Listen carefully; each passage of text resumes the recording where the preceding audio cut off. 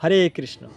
শ্রীমদ্ ভাগবতের ষষ্ঠ স্কন্দের দ্বিতীয় অধ্যায়ের 11 নম্বর শ্লোকে বলা হয়েছে, ন নিষ্কৃতৈর উদিতৈর ব্রহ্মবাদিভিস তথা বিশুদ্ধতি অগবান ব্রত আদিভিঃ যত হরের নাম পদের উদাহৃত স্তৎ উত্তম শ্লোক গুণ উপলম্ভকম। ন নিষ্কৃতৈর, ন মানে না, নিষ্কৃতৈর প্রায়শ্চিত্তের দ্বারা, উদিতই নির্ধারিত কর্তব্য, ব্রহ্মবাদিভিস মনু আদি বিভিন্ন পণ্ডিতদের দ্বারা, ব্রত আদিবিহি বৈদিক ব্রত বা বিধিনিষেধ।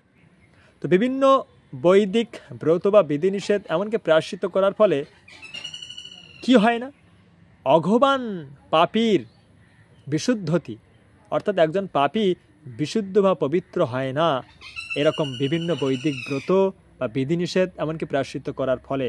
যেমনটা যথা হরের নাম পদের উদাহৃত, হরের নাম ভগবান শ্রীহরির নামের পদ, পদের পদ অর্থাৎ অক্ষর কীর্তনের ফলে, উদাহৃত মানে কীর্তনের ফলে পাপী পূর্ণরূপে নির্মল হয়ে যায়। প্রায়শ্চিত্তের ফলে হয়তো পাপীর কিছুটা পাপ নির্মল হয়, কিন্তু তাতে ভগবত ভক্তির উন্মেষ হয় না। কিন্তু ভগবানের নাম কীর্তনের ফলে বা জপের ফলে উদাহৃত স্তদ উত্তম শ্লোক গুণ উপলম্ভকম। উত্তম শ্লোক হচ্ছে ভগবান শ্রীকৃষ্ণ বা শ্রীহরির গুণ, উপলম্ভকম। উপলম্ভকম শব্দের অর্থ স্মরণ হওয়া। যেই মাত্র একজন ব্যক্তি ভগবানের দিব্য নাম কীর্তন করেন বা জপ করেন, তার ফলে ভগবানের দিব্য নামের উচ্চারণের ফলে ভগবানের গুণ, বৈশিষ্ট্য, লীলা, যশ সব কিছু তার স্মরণ হয়, মনে স্মরণ হয়।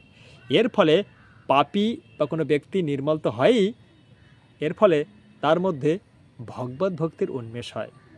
তাই আমাদের সকলের উচিত ভগবানের দিব্য নাম জপ এবং কীর্তন করা। হরে কৃষ্ণ কৃষ্ণ কৃষ্ণ হরে হরে, হরে রাম রাম রাম হরে হরে। হরি বল, হরে কৃষ্ণ।